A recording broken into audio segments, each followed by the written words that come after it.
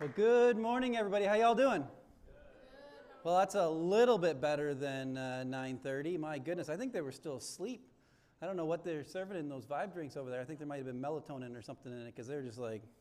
Anyways, all right. So I am so glad to be back. You know, some of you have heard me speak before because I was here last year for a span of 6 months filling in for Pastor Roger while he was out on his sabbatical. And I had the great privilege of being able to be here and to share and to preach. And some of you are like, I don't even know who Pastor Chad is. So I'm one of the pastors on staff here right now. I'm the pastor of children and group life. So basically, I'm Roger's bookends. So I give him all of the students coming into the vibe, and then he gives them back to me, hopefully not broken. So none of y'all are broken, right? Y'all are doing great. Okay, perfect. Awesome. And so young adult ministry and groups like your tribes and stuff like that. And so that's what I kind of oversee. So it's been like a year, and so I'm so excited to be able to be back and to share with you. So you guys, I get to finish off the study of what you guys have been in for the last several weeks. What have y'all been studying? Joshua. So what do you know about Joshua? Okay, Roger, I'm gonna have Roger. We're gonna have a talk, man. I don't know what do they know? Roger, he parted the what? Parted the river? He stopped the river? He stopped the Jordan River, yeah, okay, so he stopped the Jordan River. Okay, so let's just back up. So the Israelites, they leave Egypt, right? And they cross the Red Sea, they get away from the Egyptians, they wander in the desert for 40 years, and Moses dies, and Joshua takes command of the army. Be strong and courageous, do not be afraid, or be discouraged, for the Lord your God is with you. Y'all know that verse, right? Okay, Joshua 1:9, perfect. And then Joshua begins to take over the land of Canaan. And so they go across the Jordan River. It's like God just puts his hand down, and the river just starts backing up. And the river going this way just like stops. And so there's no water, and the water just keeps backing up, backing up, backing up. Okay, so then they get across, they grab some stones out of the water, they build an altar, a memorial for God's faithfulness. And then they set up a camp, and then they go and take what city? Whew. It had walls. Jericho. What happened to the walls? They came down, and then after Jericho, they went to another city. It was a really hard one to spell. Do you know what the name of it is? Ai. Do you know how to spell it? Yeah, it was really hard, wasn't it? Okay, and so they go in, and what happened in Ai? Did they win the battle? Did you guys talk about Ai at all? So they go into Ai, and actually they don't win. And actually they lose some people. And they run back, and they're terrified. And Joshua and all the leaders, they rip their clothes, and they put ashes on their head, and they're imploring God, God, why is this happening? And it's because when they went to take Jericho, they were told, you can't plunder anything from the city. All of the gold, the silver, the bronze, the iron, all of that has to be given to the treasury of God, and then everything else needs to be destroyed. You're not to keep anything. And Achain, one of the warriors, he actually saw this beautiful robe, and he's like, I'm taking that robe. And then he saw a gold bar, and he saw a bag of silver, and so he scooped those up, and he hid them under his tent, thinking no one would know. And yet God knew. And so Achain, he paid the consequences for his sin, for not obeying the Lord. And then the Israel nation, once again, they get back on track. They're following the right path. And they have victory all throughout the land of Canaan. And so I come to the ending of Joshua, where they've taken the promised land. And Joshua has this final thing for them, this final word, this final kind of command for them. We're going to pause there for just a second. How many of you, so they were on a journey. They're following the path of God. How many of you have ever been on a journey before?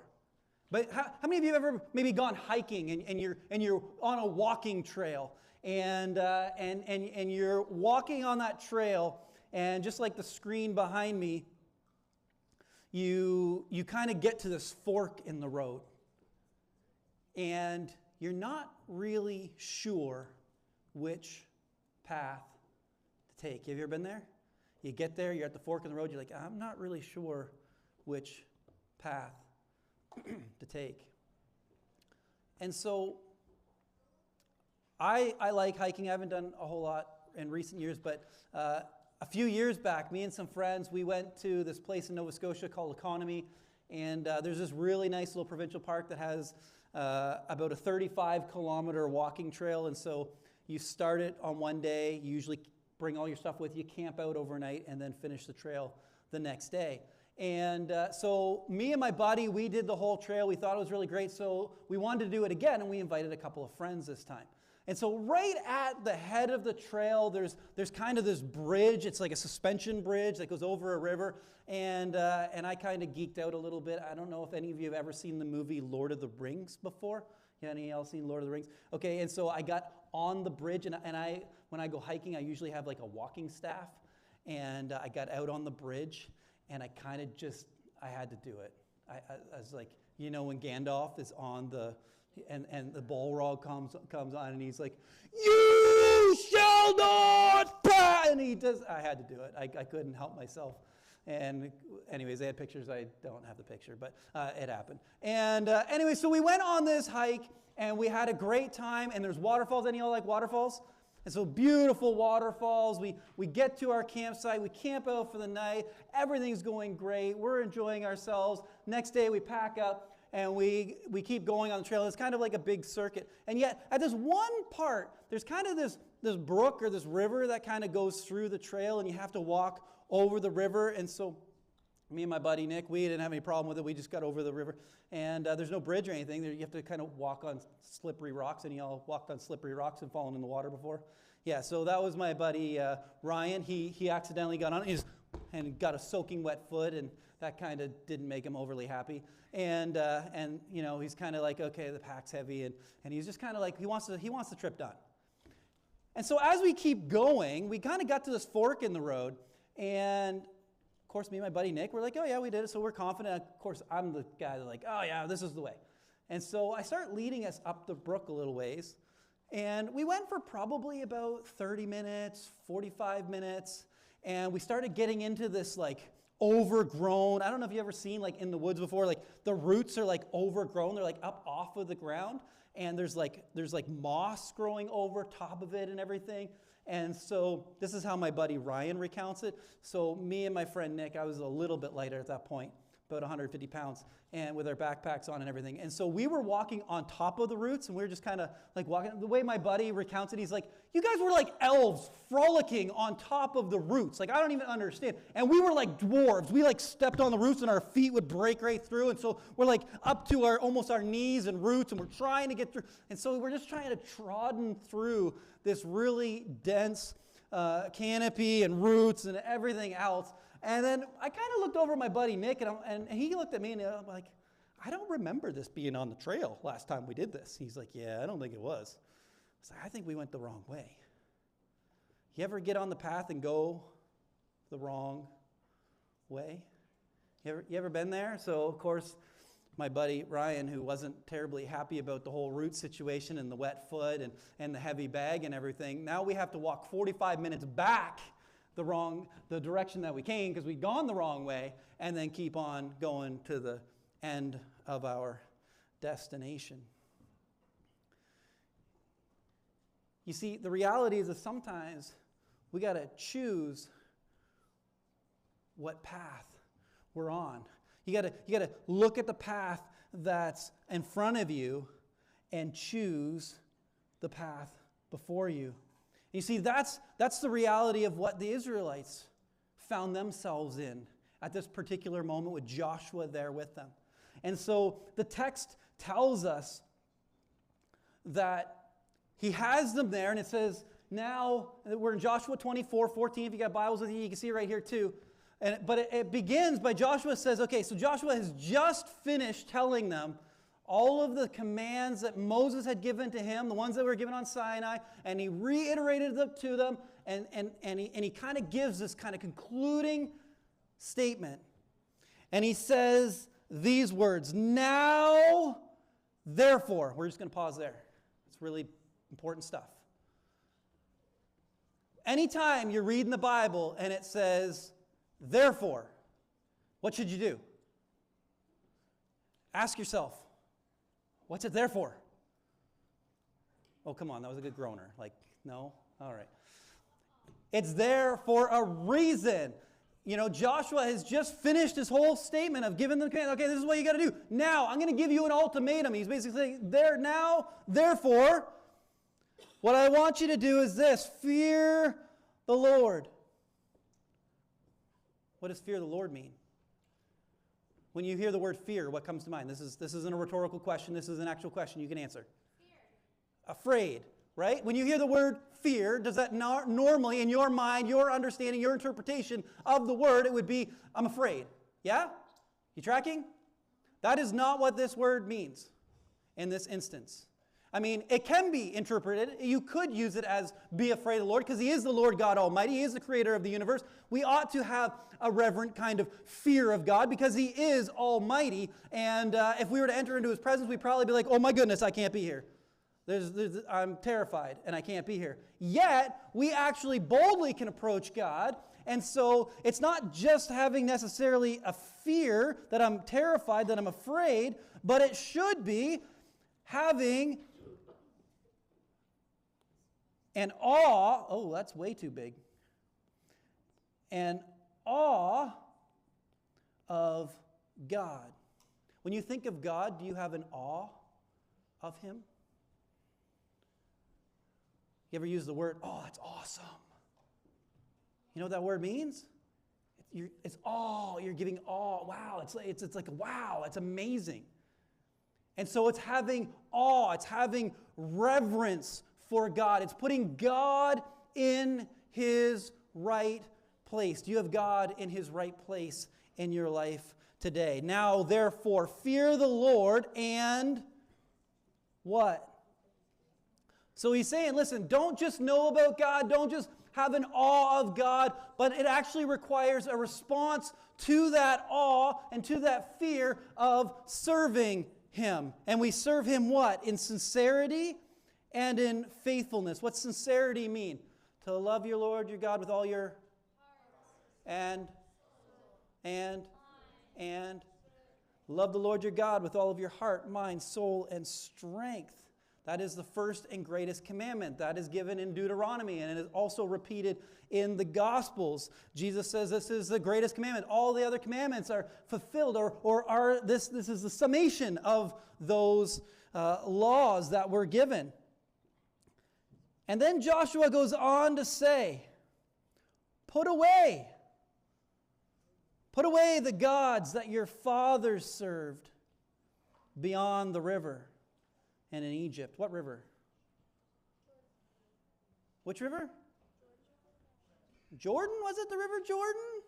What was when it says fathers? What are they talking about? Anytime they reference, particularly in Joshua, if they're referencing the fathers, they're referencing their ancestors. And when they reference their ancestors, generally they're going back to the patriarchs. Do you know who the patriarchs are? Who are the three patriarchs?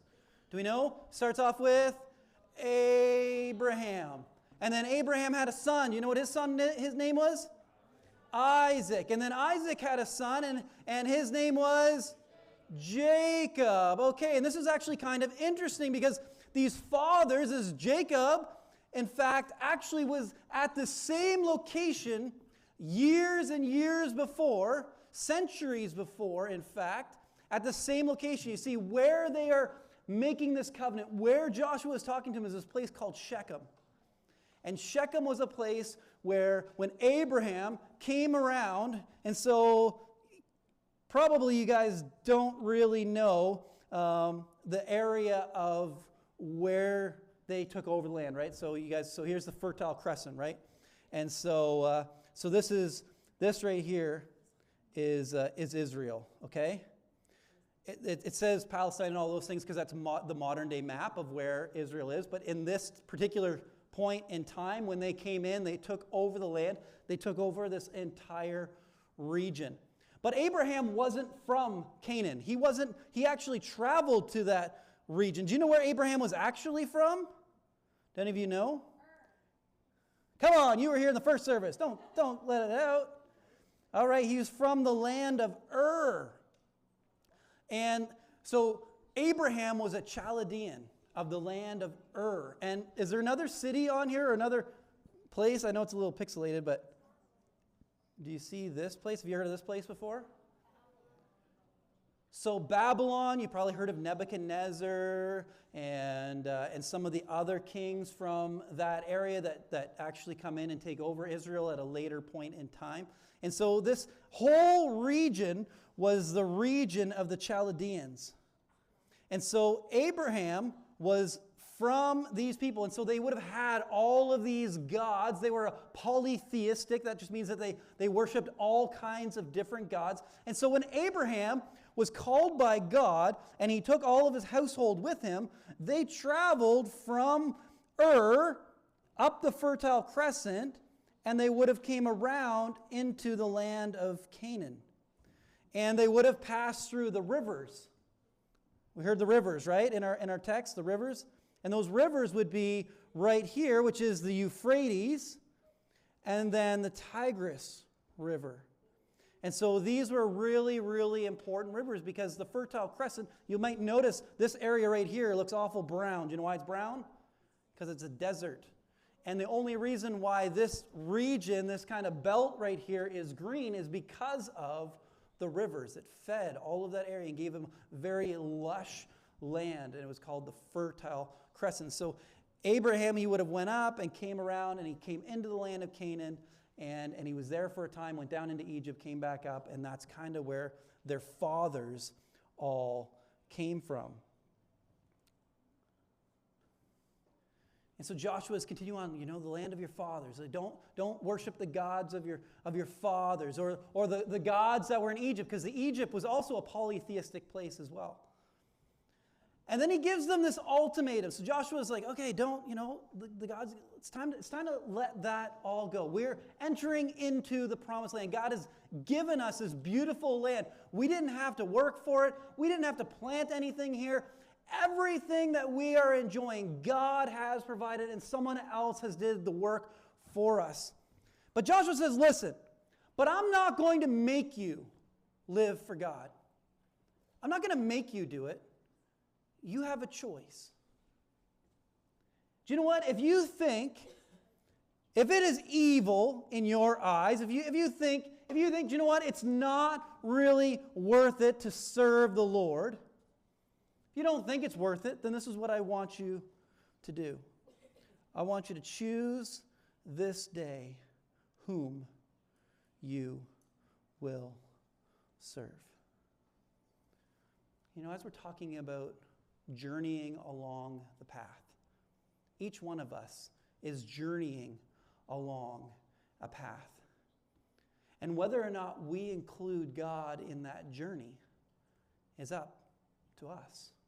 We can either walk the path that God has laid out before us, or as we hit forks in the road, we can decide to walk and go and get maybe lost off on a side path that we weren't paying attention, and we saw the trail and we weren't really sure where it was leading. But it seemed to me to be the right path to take at the time.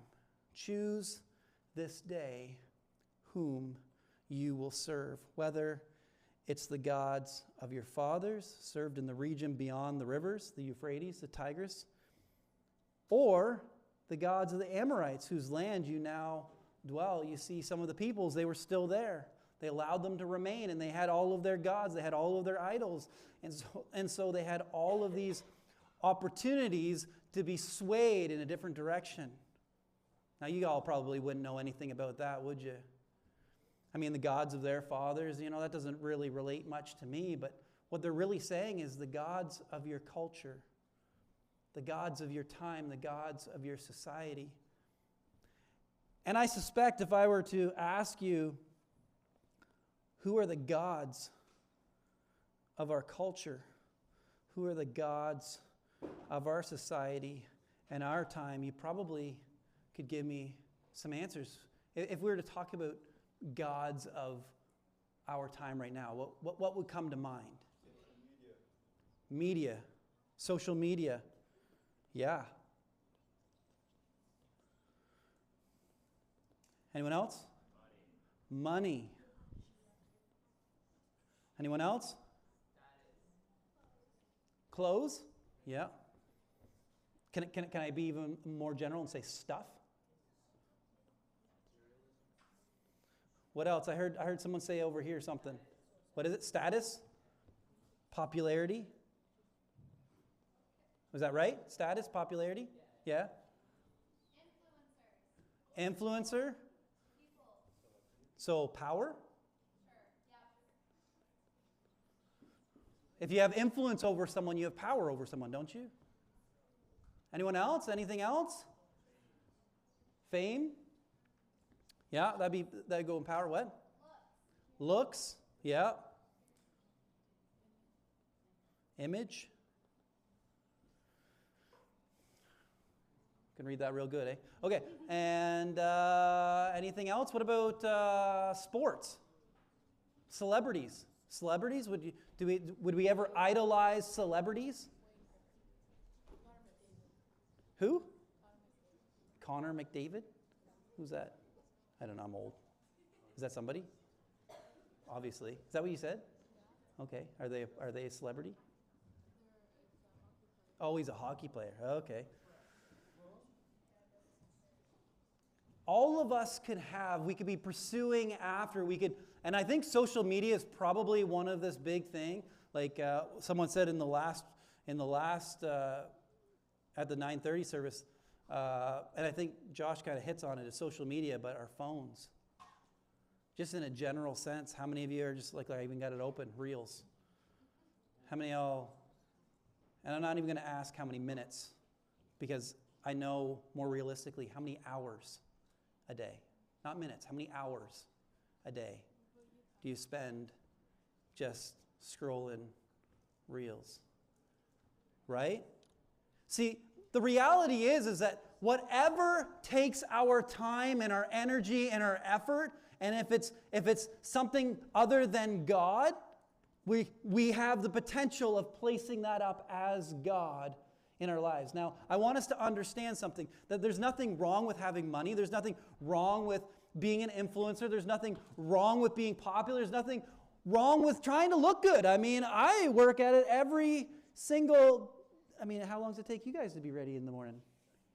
There's nothing wrong necessarily with any of those things, because everything is created and it can be good. But the reality is that everything that is can also be used for evil. It can be put into the wrong position and into the wrong place. And you see, all of the Israelites, they had the desire and the longing to worship. They just were worshiping the wrong thing. And every single one of us have the desire deep within us, whether we recognize it or not, to worship. But the question is are we worshiping? Do you know what the word worship means? To give worth to something? Are you giving the proper worth to God? And so Joshua, he says, listen, I'll give you the choice. Here's the path. There's a fork in the road. You can choose which path you're going to take. But as for me, what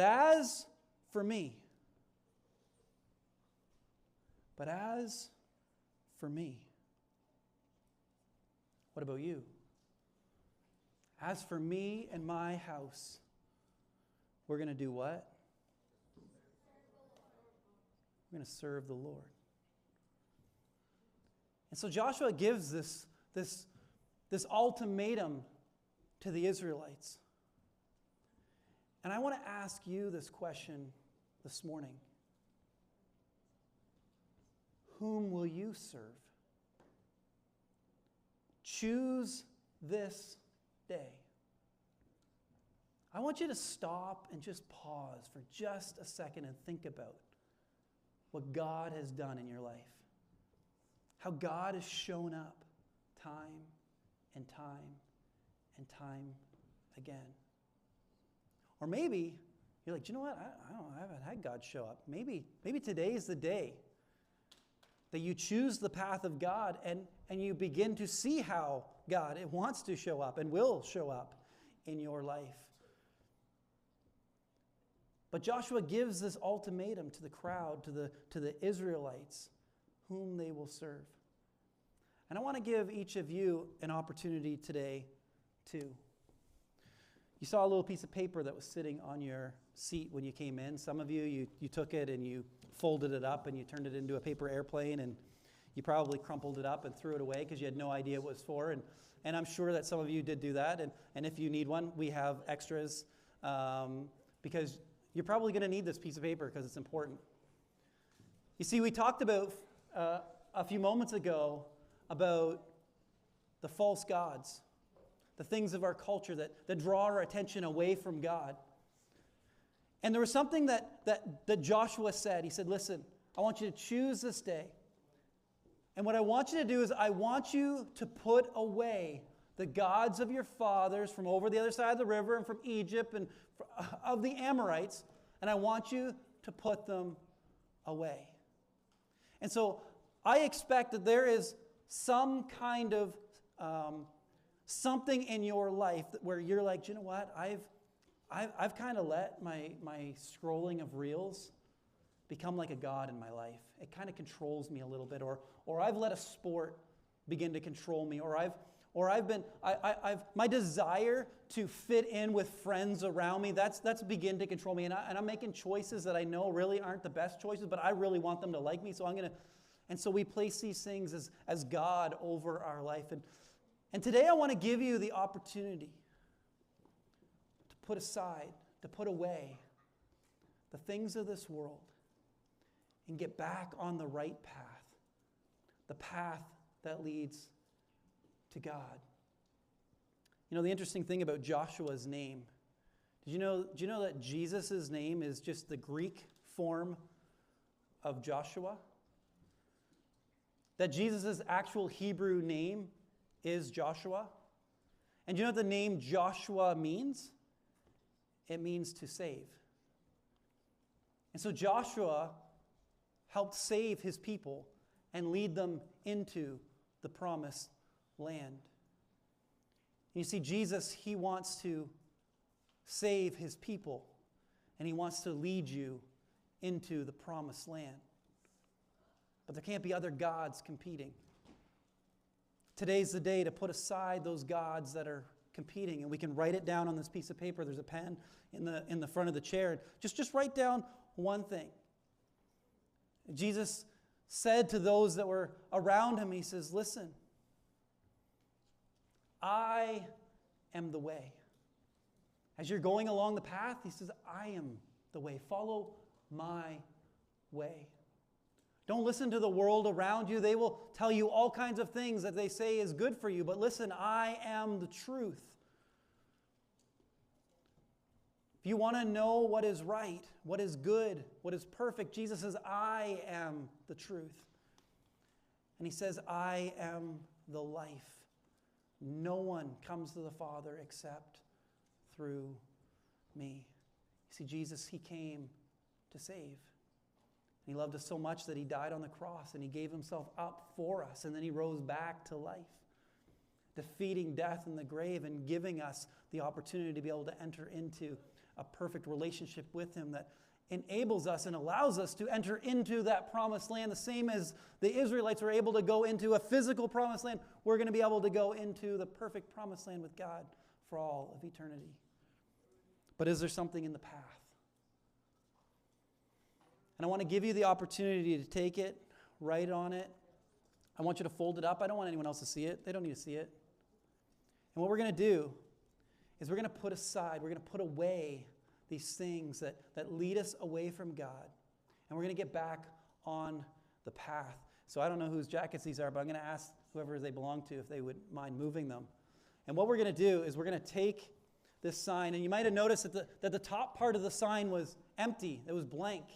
And there's a reason why it was blank, because God is a clear direction, but there's all kinds of other things that can be God in our lives. And so I want you to fill in the blank, even as you've done here. And I'm going to give you an opportunity. All of you are going to be able to come up. And you're going to say, God, I want to be on your path. And I'm going to put aside the thing that is leading me astray. And I'm going to put it on the sign. And I'm going to choose to follow the path that God has before me. If you've chosen to follow and to set aside those things that have been set up as God in your life, I want to give you the opportunity to come. Come on up and to nail it to the sign, and then we're going to put it up here, and the band's going to come up, and they're going to start playing some music.